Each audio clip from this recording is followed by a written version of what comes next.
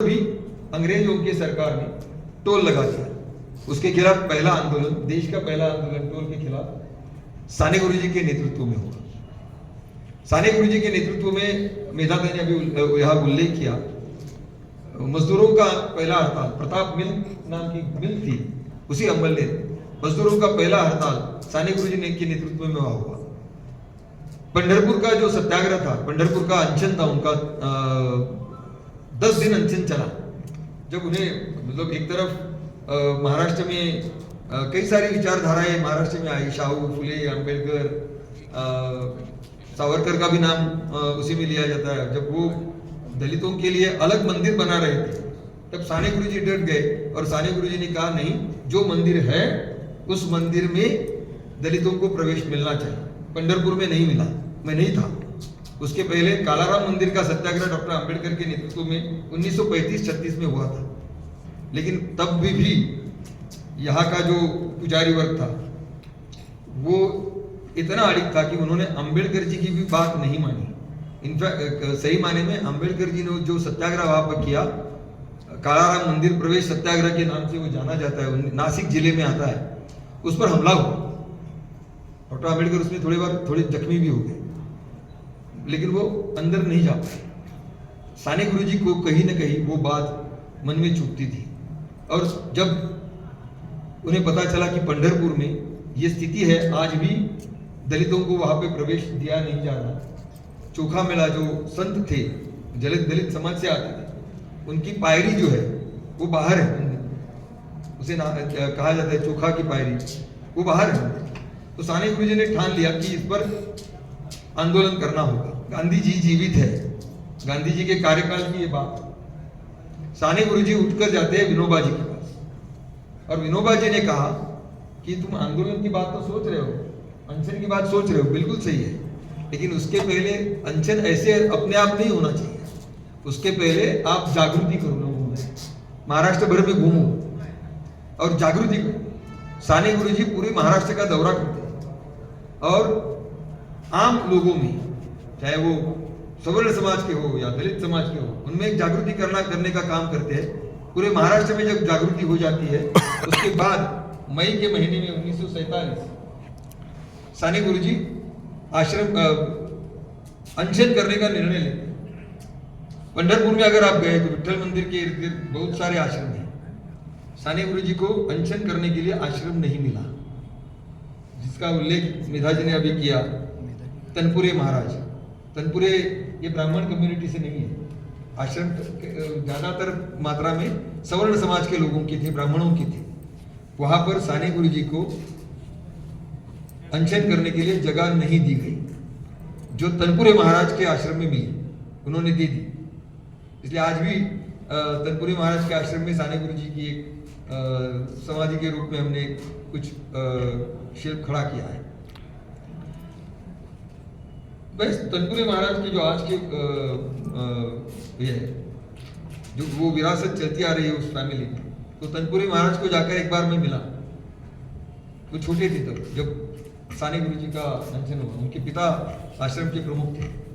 तो मैंने कहा क्या माहौल था, तो उन्होंने कहा कि एक घोषणा थी, मतलब पंढरपुर में जो मंदिर में पुजारी है, 2 तरह के पुजारी है, वो उपनाम है दोनों के।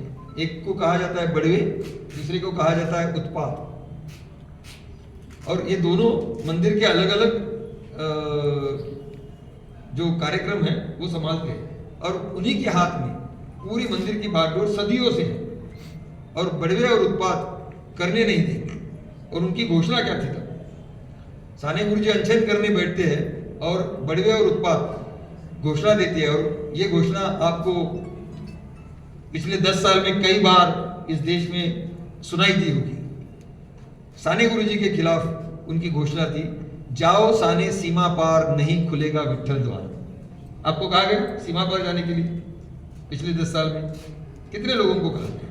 तो ये जो चल रहा है ना सीमा पार जाने की बात, भेजने की बात, कि आपको यहाँ भेज देंगे, पाकिस्तान भेज देंगे, वहां चली जाइए, वो तब से है। साने गुरुजी को जो जाओ साने सीमा पार बोल रहे थे, वही आज हम सब लोगों को कह रहे हैं कि आप यहाँ से सीमा पार चले। तो ये प्रवृत्ति है जिसके खिलाफ गांधी की विरासत लेके साने गुरुजी आगे बढ़े और धर्म की अच्छाइयों को साथ में लिया, उसको साथ में लेकर अपना लेखन किया। किताबें भी ऐसी लिखी, 74 किताबें कुछ साने गुरुजी ने लिखी है।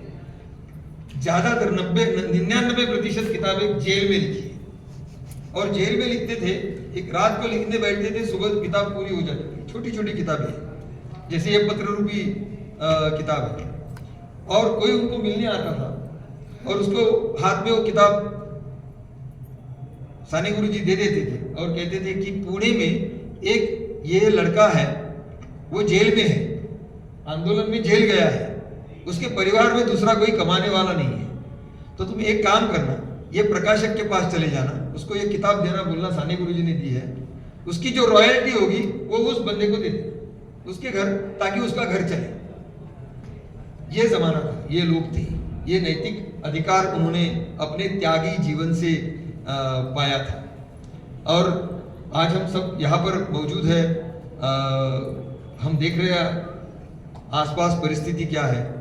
जो महान योगी 1941-42 में अपने भतीजे को पत्र लिखकर कहता है कि हमें कांग्रेस को आगे लेके जाना है और उसके लिए नई पीढ़ी तैयार करनी है, और उस पीढ़ी को तैयार करने के लिए क्या क्या करना होगा। एक इसमें वो लिखते हैं कि भारत का स्वधर्म पहचानो, और भारत का स्वधर्म क्या है, क्योंकि तब ये बात हो रही थी वेस्ट जर्मनी से जैसे जू को निकाला गया वैसे यहाँ से मुसलमानों को निकाला। तो उन्होंने, साने गुरुजी लिखते हैं, वो शायद जर्मनी का स्वधर्म होगा। भारत का स्वधर्म ये नहीं है, भारत का स्वधर्म ये है, सदियों से यहाँ पर कई सारी जगहों से लोग आए, कई जगह से लोग आए, आर्य आए, अनार्य आए, कुछ लोग यहाँ भी थी, यहाँ थे, और उन सब से मिलकर यहाँ की एक तहजीब बनी।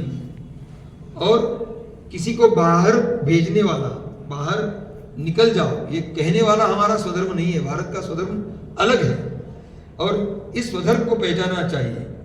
मुस्लिम पूरे बुरे हैं, ये जो बात आसपास कही जा रही है, मतलब तब भी कही जा रही थी, आज का दौर तो और एम्पलीफाई हो गई। आज सोशल मीडिया है, उनके पास मीडिया है, फिल्मों में भी वो घुस गए, टेलीविजन पर तो ही है, और देखते हैं हम शाम को, रात को जब डिबेट शुरू हो जाती है, तब किस तरह की बातें एक समाज के खिलाफ की जाती है। वो इशारा साने गुरुजी 40-50 के बीच, 1940-50 के बीच में देते हैं, और इसलिए वो कहते हैं कि आने वाले समय के लिए हमें ये पीढ़ी, संस्कारित पीढ़ी, जो राष्ट्रभक्ति, धर्मनिरपेक्षता, आपसी प्रेम, सद्भाव, भाईचारा, एक दूसरे के प्रति सम्मान के आधार पर खड़ी करनी होगी। अपेक्षा थी उनकी, ये कांग्रेस के लिए वो करे, कांग्रेस से वो काम हो जाए। शायद कांग्रेस आंदोलन के बाद सत्ता में आ गई और इस रास्ते से भटक गई। कुछ जरूर जवाहरलाल नेहरू यूनिवर्सिटी या IITs शुरू हो गई होगी, पाठ्यक्रमों में कुछ अच्छी चीजें आई होंगी, लेकिन आम लोगों में जाकर एक संस्कारित पीढ़ी इस आइडिया ऑफ इंडिया के लिए तैयार करना, इस सपने से कहीं वो भटक गए। हाथ में संविधान तो था, आया था, जो स्वतंत्रता के मूल्यों को आगे लेकर आ गया था। उस संविधान सिर्फ संसद में या विधानमंडल में नहीं रहता या न्यायपालिका में नहीं रहता। जब एक किसी छोटे गांव में, कस्बे में दो गुटों के दरमियान हिंसा होती है, तब भी संविधान बनता। और उस हिंसा को रोकने के लिए जब कोई आगे आकर खड़ा हो जाता है, नहीं ये हिंसा नहीं चलेगी, मैं होने नहीं दूंगा, तब वहां पे संविधान बनता है। ये पीढ़ी का निर्माण, ये साने गुरुजी का सपना था, और यही सपना गांधी जी का भी सपना था, जो साने गुरुजी आके लेके जा रहे थे। मेधा जी ने उल्लेख किया अनशन के बारे में, जब साने गुरुजी ने उनको टेलीग्राम भेजा। साने गुरुजी अनशन पे बैठे, और तब कांग्रेस का जो सामाजिक कैरेक्टर था वो आज की तरह अलग नहीं था। तब भी एक वर्ग के लोग उस पर हावी थे, जरूर थे। कुछ लोगों ने जाकर गांधी जी के कान भरे, गांधी जी को कहा कि ऐसा ऐसा हो रहा है, इसमें समाज की वहाँ की शांतता खराब हो जाए, और गांधी जी से उन्होंने तार करवाई, टेलीग्राम करवाया। उस पर गांधी जी, साने गुरुजी ने जो लेटर लिखा गांधी जी को, वो लेटर आज की तारीख में भी एक समाजवादी या लोकतांत्रिक या सेक्युलरिज्म या संविधान की लड़ाई लड़ने वालों के लिए एक बहुत अच्छा नमूना है। उसमें वो कहते हैं कि बापू आपसे हमने ये सीखा, मैं किसी भी तरह की हिंसा होने नहीं दूंगा, नहीं हो रही है, लेकिन हिंसा मंदिर में प्रवेश को नाकार कर ये लोग कर रहे हैं, और ये सदियों से कर रहे हैं। जो सदियों से चली आ रही हिंसा है उसे रोकने का प्रयास मैं कर रहा हूं, और वो करने का साहस मुझमें आपके कारण पैदा हुआ है, और इसलिए आपकी जो मांग है, आपने जो तार की है, मुझे माफ करिए, लेकिन मैं इसे नहीं मानता। और अनशन चलता रहा। 10वें दिन बड़वे और उत्पात झुक गए और मंदिर दलितों के लिए खुल गया, आज तक खुला है। तो एक परिवर्तन की लड़ाई आगे लेके गई। इसी परिवर्तन की लड़ाई ले जाने के कई सारे किस्से, कई सारे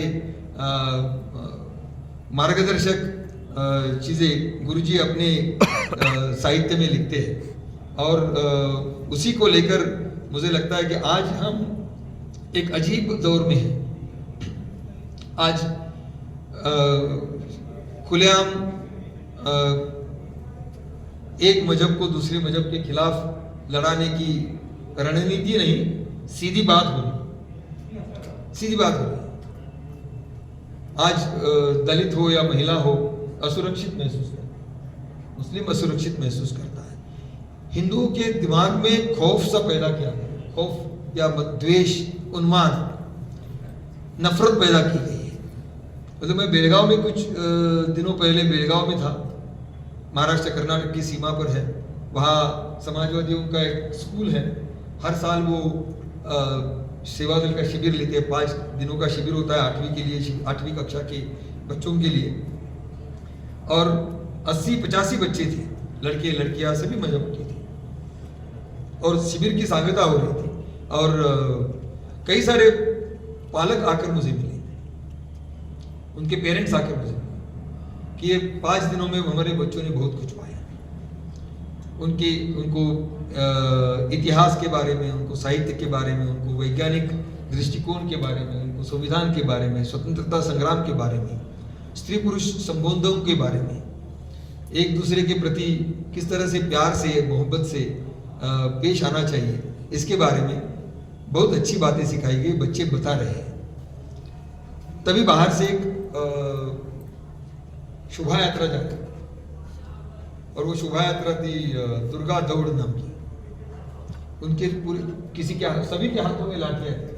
मैंने कहा देखिए हमारे यहाँ पे लाठी नहीं है, आपको तय करना है, आपके बच्चों के हाथ में लाठी हो या आपके बच्चों के हाथ में पेन या ब्रश हो। सेवा दल पेन या ब्रश देता है, जो सोचने की आजादी भी देता है। वो एक ही विचार थोपने की कोशिश नहीं करता, कभी नहीं करता। वो कहता है दोनों चीजें पढ़ो और अपना रास्ता चुनो, और इससे जाकर आने वाली पीढ़ी में, चाहे वो पत्रकार बने, लेखक बने, कार्यकर्ता बने, विधायक बने, लॉयर बने, किसी भी क्षेत्र में बने, ताकि वो अपनी अपनी सोच की छाप समाज में निर्माण करें। आज की तारीख में इसकी जरूरत बहुत है। संविधान का बचाव सिर्फ संसद में या न्यायपालिका में नहीं होगा, वो स्कूलों में भी करना पड़ेगा, वो बस्तियों में भी करना पड़ेगा, वो गांव में भी करना पड़ेगा, वो आदिवासियों के पाड़े में भी करना पड़ेगा, वो सभी जगह पे झुग्गी झोपड़ियों में भी करना पड़ेगा, मध्यम वर्ग के बस्तियों में भी करना पड़ेगा, शहरों में करना पड़ेगा, गाँव में करना पड़ेगा। और इसका रास्ता क्या है? इसका रास्ता साने गुरुजी ने बताया कि सेवा दल को उठा, और उसको वो कहते थे कि सेवा दल मेरा प्राण है, ये मेरा श्वास है। तो मुझे अक्सर लगता है कि हम तो कोई चुनाव में खड़े रहने वाले नहीं हैं, हमें विधायक नहीं बनना है या मंत्री भी नहीं बनना है, लेकिन आने वाली पीढ़ी में, आने वाली समय में, आने वाले कार्यकाल में, उसमें शायद 20 साल लगेंगे, 30 साल लगेंगे, 25 साल लगेंगे, ज़्यादा साल लगेंगे। कुछ लोग या हम में से बहुत सारे लोग इस दुनिया में रहेंगे भी, लेकिन ये भारत अगर जीवित रखना है, इसकी पहचान अगर जीवित रखनी है, प्यार मोहब्बत सद्भावना भाईचारे की पहचान अगर जीवित रखनी है, तभी वो आगे बढ़ेगा। और वो अगर जीवित रखनी है तो हमें मर्दों में से इंसान बनाने पड़ेंगे, औरतों में से सक्षम नारी बनानी पड़ेगी, युवाओं में से प्रागतिक विचार के नौजवान खड़े करने पड़ेंगे। और वो काम चाहे कुमार वही लड़कों में हो या युवाओं में हो, वो अगर नहीं करेंगे तो बाकी की शक्तियां बढ़ेंगी। आज आप जैसे इंदौर जैसे शहर में आपने देखा पिछले चुनाव में एक उम्मीदवार गायब किया गया। महाराष्ट्र में पालघर जिला है, आदिवासी जिला है, वहाँ का भी एक उम्मीदवार अब कल के चुनाव में गायब हो गया, जिसका नतीजा कल आएगा। चुनाव के पहले दिन उसने बताया कि मेरा भाजपा को समर्थन है। इस दौर में आज का लोकतंत्र है। और साने गुरु जी का प्रयास यही था कि जब आज़ाद भारत हो जाएगा, संस्थाएं बनेगी, जिसके लिए वो लिखते हैं जवाहर प्रयास कोशिश कर रहे हैं, सरदार कोशिश कर रहे हैं। ये जो संस्थाएं बनेगी उसमें आम लोगों का विश्वास बना रहे, इसकी एक पीढ़ी तैयार करनी पड़ेगी। आज वो पीढ़ी हमारे सामने नहीं है, वो नैतिक बल वाली पीढ़ी जो है वो हमारे सामने नहीं है। और वो पीढ़ी जब तैयार होगी तब जाकर लोगों का विश्वास बना रहेगा। वो पीढ़ी गलत चीजें होगी तब हस्तक्षेप करेगी, या सही चीजें तैयार करने वाले लोग तैयार करेंगे। और ये पाठशाला सेवादल है। मुझे लगता है साने गुरु जी की 125वीं जयंती की वर्षगांठ पर यही उसकी सांगता हो रही है, समारोह हो रहा है, समाप्ति हो रही है 24 दिसंबर को। लेकिन मैं जहाँ जाता हूँ वहाँ कहता हूँ कि समाप्ति नहीं, ये शुरुआत होनी चाहिए। उस महात्मा ने अपना जीवन दिया, उसका जीवन की 125वीं वर्षगांठ की इसका समारोह अगर करेंगे तो हम उनसे न्याय नहीं करेंगे। उनके जीवन के जो मूल्य है वो आम लोगों तक, बच्चों तक, युवाओं तक ले जाने के लिए जो प्रयास करने पड़ेंगे, उस प्रयास की शुरुआत 24 दिसंबर से अगर होगी तभी ठोक दिया। साने गुरु जी को सही श्रद्धांजलि ये होगी कि आने वाले दिनों में हमें जहां पर हो वहां पर अपनी जमीन, अपना मैदान, सामाजिक, वैचारिक, राजनीतिक साने गुरु जी के सपनों पर पले बढ़े, इसका प्रयास जारी रखना पड़ेगा। इसी उम्मीद के साथ मैं आप सभी को बहुत बहुत धन्यवाद देता हूँ। आज साने गुरु जी की 125वीं जयंती की वर्षगांठ यहाँ पर आपने मनाई, मुझे बुलाया, और इसलिए मैं आपका शुक्रगुजार हूँ। लेकिन जब भी कभी मैंने सुबह मंत्री जी से बात की कि सेवा दल महाराष्ट्र तक था, कई मायने में उसे राष्ट्र सेवा दल का नाम है, लेकिन वो महाराष्ट्र सेवा दल ज़्यादा था। उसको अगर राष्ट्र सेवा दल बनाना है तो हमें फैलना पड़ेगा। और गुरु जी को ये विचार हिंदी में लाने पड़ेंगे, अंग्रेजी में लाने पड़ेंगे, अंतर्भारती का सपना अनेक भाषा में लाना पड़ेगा, और सेवा दल का काम और राज्यों में बढ़ाना पड़ेगा। मैं उम्मीद रखता हूँ इसकी शुरुआत इंदौर से हो। उसके लिए जो कुछ करना होगा उसके लिए हम सब आपके साथ खड़े रहने के लिए तैयार हैं। धन्यवाद।